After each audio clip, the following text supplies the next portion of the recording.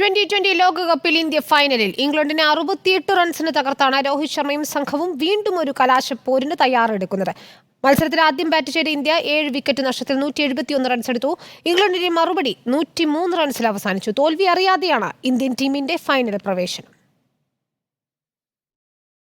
നിലവിലെ ചാമ്പ്യന്മാരായ ഇംഗ്ലണ്ടിനെ 68 റൺസിന് തകർത്താണ് ഇന്ത്യയുടെ തകർപ്പൻ ഫൈനൽ പ്രവേശം. ക്യാപ്റ്റൻ രോഹിത് ശർമ്മയുടെ നേതൃത്വത്തിലായിരുന്നു ഇന്ത്യൻ വെടിക്കെട്ട്.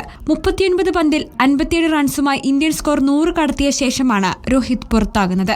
സൂര്യകുമാർ യാദവ് 36 പന്തിൽ 47 റൺസ് എടുത്ത് ക്യാപ്റ്റന് പിന്തുണ നൽകി. 23 റൺസുമായി ഹാർദിക് പാണ്ഡ്യയും 17 റൺസുമായി പുറത്താകാതെ രവീന്ദ്ര ജഡേജയും അവസാന ഓവറുകളിൽ ഇന്ത്യൻ സ്കോർ മുന്നോട്ട് നയിച്ചു.